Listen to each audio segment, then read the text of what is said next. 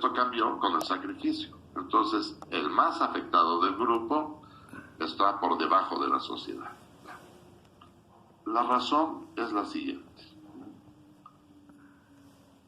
Este tipo de violencia se va a ejecutar, la violencia legal, la punitiva, en contra de la pobreza, los que estén por debajo de la sociedad. Lo cual significa que si yo tengo recursos económicos, entre más tenga, seré refractario a este tipo de violencia. Y esa es la razón real, ¿sí? La razón real.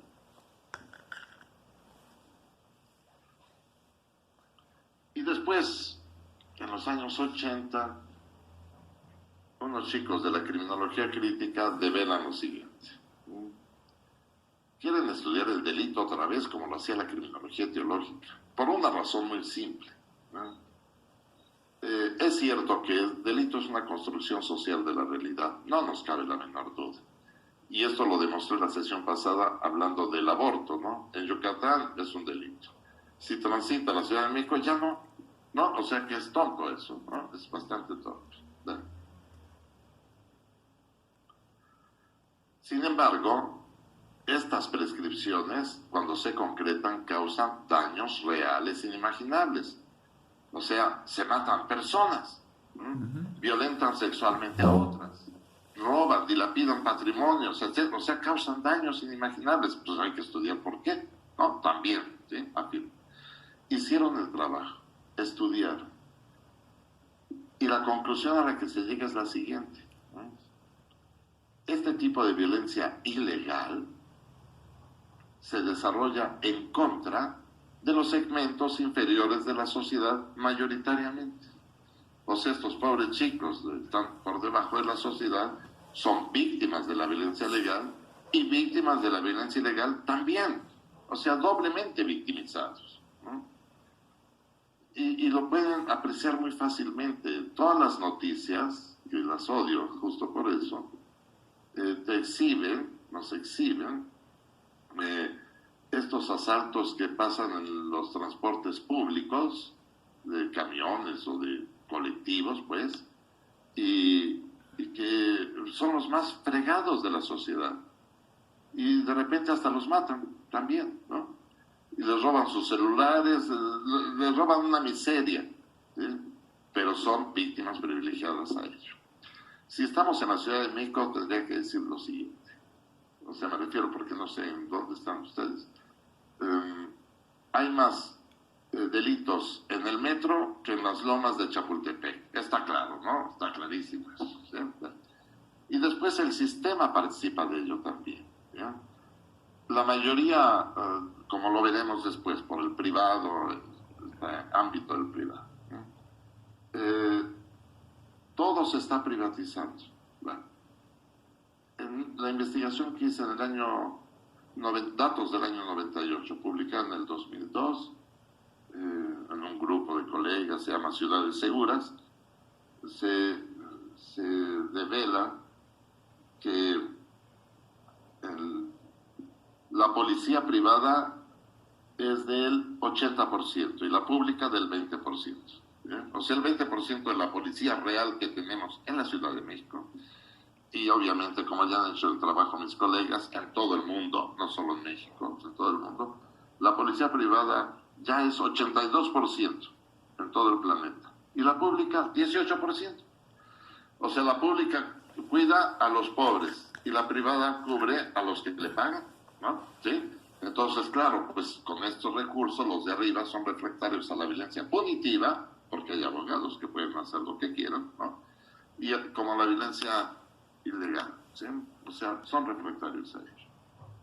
Esto es suficientemente importante porque el ámbito que vamos a tener que analizar acá en la siguiente sesión, tal vez al finalizar esta, es el ámbito del privado, ¿no?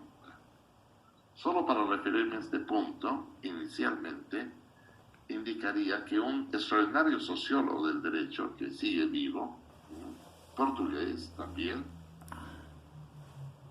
Boaventura de Sousa Santos, que en uno de sus últimos libros, yo creo que de hace 8 años, se intitula La caída del Angelus Novus, y pugna por una nueva teoría política, o sea que es bastante traducido correctamente al castellano. ¿De los qué? Bueno, yo inicié las lecturas de este colega cuando se funda el Instituto Internacional de Sociología Jurídica. Me parece que es el año 84-88, por ahí es, en los años 80 se funda el instituto. Está en Oñati, en el País Vasco, España. Y la revista inaugural, que duró como 10 años, yo creo, ahora hay otras, por supuesto, se llamaba Oñati Procedi. Y en el número inaugural escribe Boaventura y su trabajo se intitula Hacia una concepción postmoderna del derecho. Y su apuesta, que ahora está más que comprobada, todavía no caía el muro de Berlín y ya estaba presagiando todo, su apuesta es que habrá una informalización de la justicia. ¿Sí? Es decir, de lo formal nos vamos a lo informal, o sea, del público al privado. Y bueno, este dato de la policía lo evidencia. En el caso de jueces hace falta los árbitros y ya están presentes, y así sucesivamente hasta que el privado domine absolutamente todos los campos. O sea que tenemos esa pequeña complicación.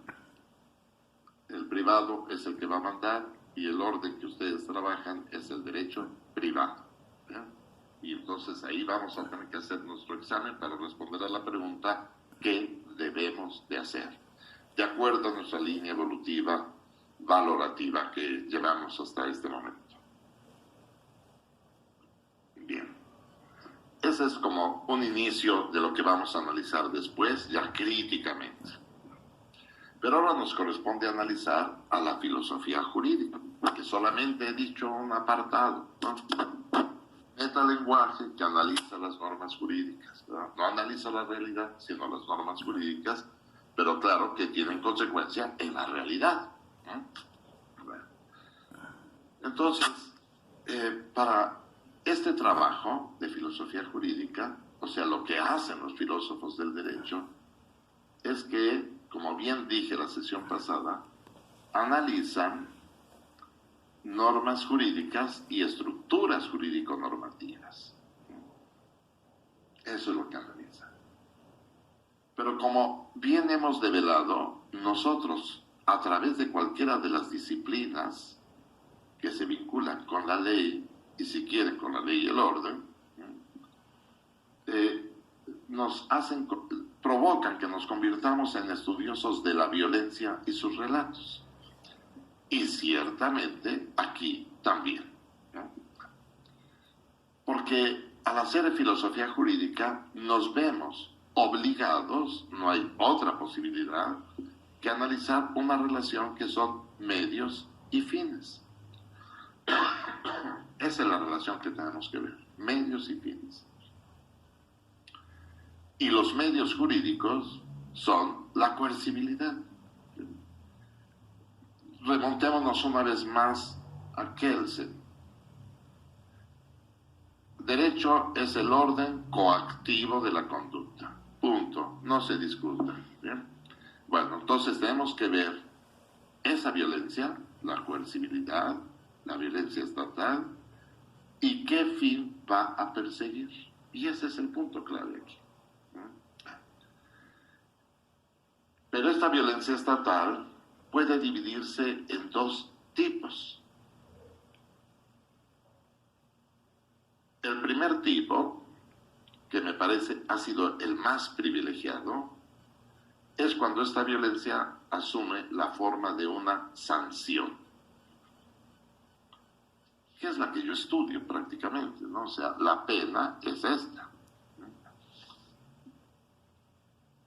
Y cuando se asume esta forma de una sanción, el requisito indispensable, al menos uno de los requisitos indispensables, el más poderoso, es que la persona concrete una hipótesis normativa. O sea, el sujeto contra el cual se desata esta violencia tiene que hacer algo que la ley ha prohibido hacer.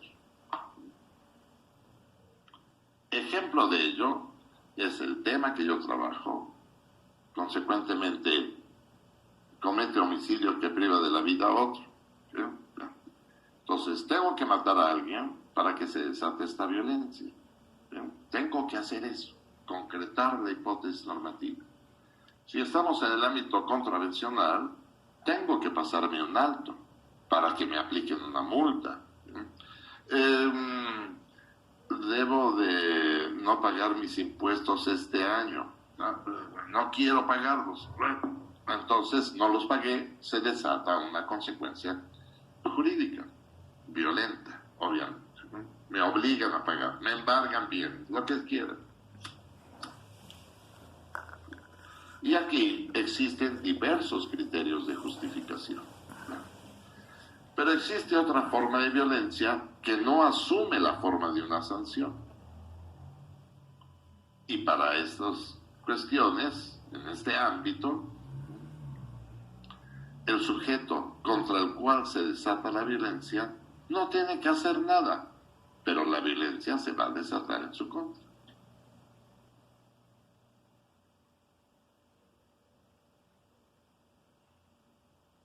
Un buen ejemplo de esto último es la expropiación por causas de utilidad pública.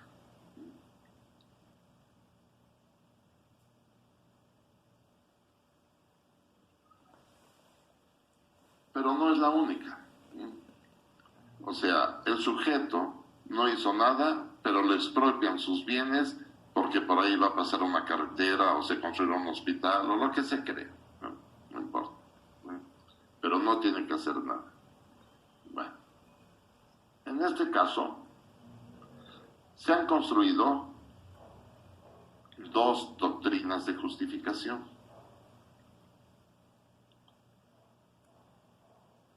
La primera de ellas es respecto de este último punto que estoy tratando.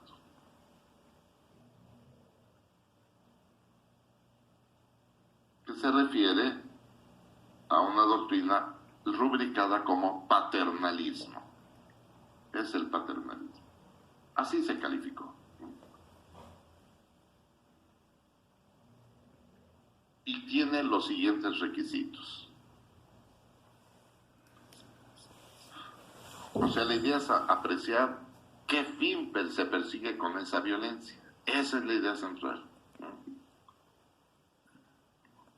Entonces, el primer requisito es que esta violencia del paternalismo se desata en contra de personas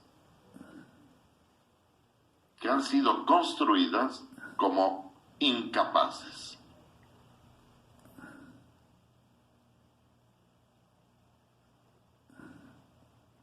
Y semejante incapacidad se refiere estrictamente a la capacidad de discernimiento.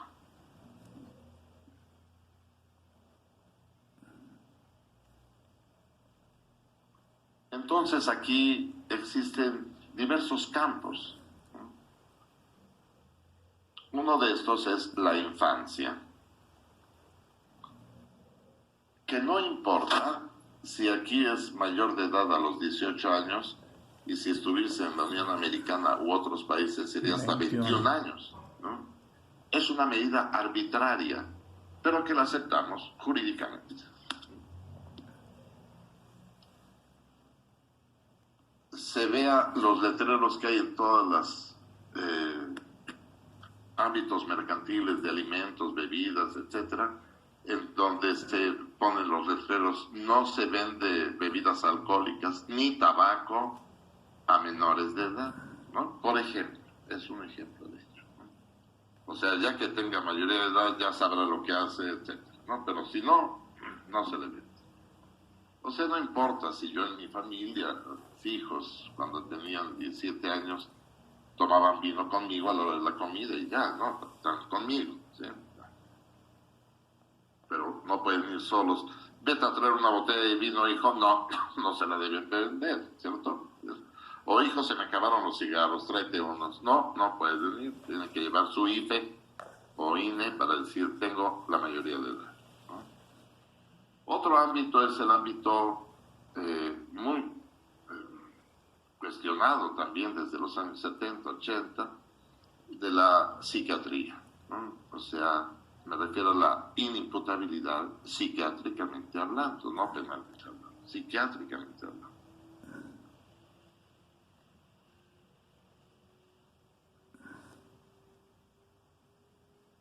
Se piensa a este respecto, solo como ejemplo, de que a finales del siglo XIX, en razón de la criminología teológica de corte extremadamente positivista, se pensó que no había que haber penas ya para nadie, porque estamos determinados. Entonces, si ya sabemos quién va a delinquir, ¿para qué le imponemos una sanción? Mejor le damos un tratamiento, ¿no? Se vea, por ejemplo, el código nuestro de 1929, terrible código, de 1000 y pico de artículos, ¿no? Que afirmaba, si una persona roba, será sancionada por ello. Ah, pero si es alcohólica, permanecerá en la cárcel hasta su curación. Dios, no sé, por ser alcohólico se queda en la cárcel, ¿no? Y después, ¿qué cosa es ser alcohólico? La primera concepto de alcoholismo fue aquel que toma más allá de las buenas costumbres. Ese era alcohólico. Entonces, depende en qué lado estemos, cuál será la buena costumbre. ¿Ya? Y en la antigüedad, también, siglo XIX hacia atrás, aún con grandes filósofos como Kant o Hegel, si se quiere, no importa, la mujer también todavía no había evolucionado lo suficiente, y entonces solamente esta actitud paternalista, porque era para su bien, ¿verdad? Entonces también estaba ahí. Hoy, por fortuna, esto está excluido, menos mal, ¿no? Ya no son objeto de este tipo de violencia, al menos formalmente hablando. En la informalidad, bueno, puede pasar millones de cosas, como es lo que vamos a ver más adelante. O sea, cuando tematicemos el orden en términos de control social. Como uno de ustedes escribió, la moral trasciende las cuestiones jurídicas, ¿no? Vamos a ver eso más cuidadosamente. Ese punto lo vamos a ver muy bien.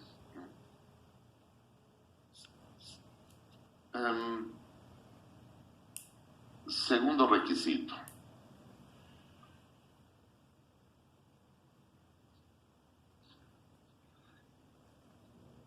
Esta violencia que se desata debe perseguir un bien para el receptor de la misma o para la comunidad en general.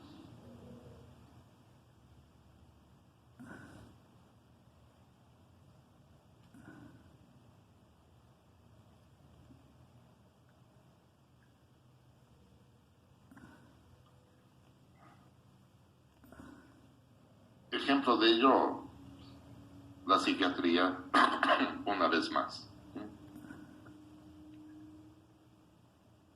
También con este positivismo criminológico se pensaba que si había un sujeto inimputable, y todos éramos prácticamente imputables porque estábamos determinados, biopsicosocialmente hablando, entonces nos tenían que dar no penas, sino medidas de seguridad, hasta que estuviéramos listos para poder convivir con la sociedad, o en sociedad, mejor dicho. Y por esa razón se llamaron medidas de seguridad, y de dos tipos: predelictuales y postdelictuales. Por ejemplo, predelictuales que todavía no ha cometido un delito, pero si ya sabemos que lo va a cometer, ¿para qué esperar a que dañen a la sociedad? Mejor los detenemos y les damos un tratamiento, ¿no? O sea, una estupidez de esas. Cuando al final de cuentas todas son predelictuales, porque el juez impone la medida de seguridad hoy, en nuestro tiempo, no porque haya cometido un delito, sino porque piensa que lo va a cometer otra vez, y por eso le impone la medida de seguridad. O sea, son predelictuales todas ellas. Pero ¿por qué encerramos a personas así, por ese temor para salvaguardar al resto de la sociedad, ¿sí? Sí. Es una medida para esos fines. O sea, puede ser para el bien de la propia persona como para la sociedad en general. No sé.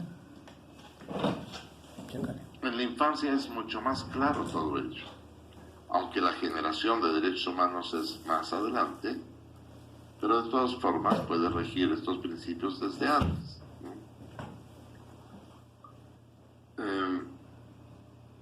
Estamos con COVID-19 y vamos a suponer que la vacuna va a doler muchísimo. Y si el niño no quiere vacunarse por temor a ese dolor, los padres, ¿qué van a hacer? Pues aunque te duela, te la aplicamos, ¿no? Te la aplicamos. Para salvarlo a él, ¿no? Para su propia salvación. Tercer requisito. La violencia significa que se va a desatar en contra de la persona, significa lesionarlo en algún bien, o Freud diría en alguna de sus libertades, ¿no? Ello implica que este bien que se lesiona, o esta libertad que se lesiona, debe ser inferior al bien que se está persiguiendo.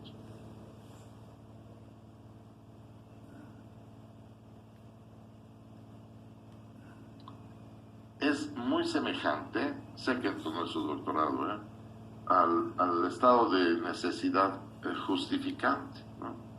Se lesiona un bien inferior para salvar uno mayor, ¿no? Esa es la idea central aquí. Lesionar un bien inferior persiguiendo un bien superior. Y el último requisito, que es el que deja en alguna complejidad, y por eso estoy citando ahorita a Manuel Atienza de Alicante, lo señalo tal y como él lo escribe. El último requisito indica textualmente la consideración, después, entre comillas, razonable, y ahí está el punto, ¿no? ¿Qué cosa podría ser razonable? De que si el incapaz fuese capaz, aceptaría el acto coactivo.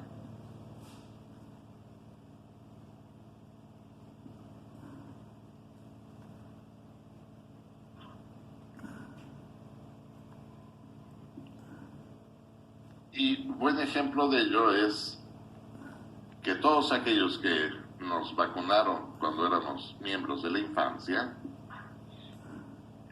aunque no hubiera COVID-19, pero había otras estupideces, pues qué bueno que lo hicieron, porque si no, no estaríamos aquí, ¿no? Por ejemplo, ¿no? Qué bueno que nos vacunaron, ¿no? Bueno, esa es una de las doctrinas de justificación, ¿no? En donde entonces este medio queda justificado sobre la base del fin que se persigue, sobre esa base queda justificado. En el otro campo, el campo contravencional, pero más estrictamente el campo penal, existen también requisitos, que entonces debemos de conocerlos todos, porque es el campo de la filosofía jurídica.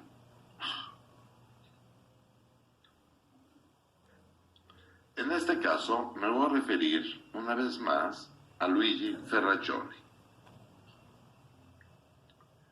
extraordinario colega y por gran fortuna vivo todavía, y tenemos listo un doctorado honoris causa, bueno, 3 doctorados honoris causa que iban a ser este año y se han sido pospuestos para septiembre-octubre del próximo año. Guadalajara, Guanajuato y Tlaxcala, 3 doctorados en 2 semanas. 81 años de edad y sigue escribiendo, fantástica persona, ¿no? Bien, él considera, esto no lo he dicho, ¿verdad? Nada más díganme no o díganme sí, los requisitos para el castigo, para la pena. No, ¿verdad? Ok. No. Él tiene una discusión en los años 80, cuando yo estudiaba allá, con los abolicionistas. Y yo no sé si es mejor ser abolicionista, no sé todavía. Pero la discusión era muy viva y fuerte ahí. Entonces escribí un artículo de investigación que se intitula El Derecho Penal Mínimo, que hoy se conoce como esta doctrina de justificación, con ese título, El Derecho Penal Mínimo. Y este artículo está publicado en italiano por la revista de los Delitos y de las Penas, y en español por la revista Poder y Control, de asiento en Barcelona, dirigida por Roberto Bergali y Juan Busto Ramírez. La otra la dirigía Alessandro Barata, todavía en esa época. Después Massimo Pavarini, por desgracia falleció, mi director científico, y ahora la dirige Tamar Pitch, que trabaja últimamente género muy bien. Así que se puede encontrar en cualquiera de las dos revistas y Google las tiene presentes ahí. Y este relato, este artículo, está absolutamente todo dentro de este poderoso libro, Derecho y Razón, traducción de Trota desde el año 95. Derecho y Razón, teoría del garantismo penal. Íntegro está ahí. Y lo que interesa es que de este trabajo se ve la doctrina de justificación plenamente. Él comienza indicando, antes de preguntarse si la pena se justifica o no se justifica, habría que pensar cuáles son los requisitos para construir justificaciones. Y eso es lo que vamos a ver. ¿Cuáles son los requisitos? Porque aunque pensemos que lo sabemos, pues no lo sabemos, ¿no? Y después discutimos muchas veces por Zoom o en compañía y no sabemos qué decir, ¿verdad? ¿No? O decimos cualquier cosa. Entonces vamos mejor técnicamente a descifrarlo todo esto. Entonces, Ferrajoli pone dos requisitos. Pero en mi opinión, los vamos a invertir. O sea, voy a darlos en el orden inverso a como los da Ferrajoli. Y mi segundo requisito, o sea, el primero de él, mi segundo en mi línea, lo voy a dividir en dos partes para dejar al final lo que es decisivo. Pero antes de ello, me voy a hacer un café, así que tenemos 5 minutos de relax.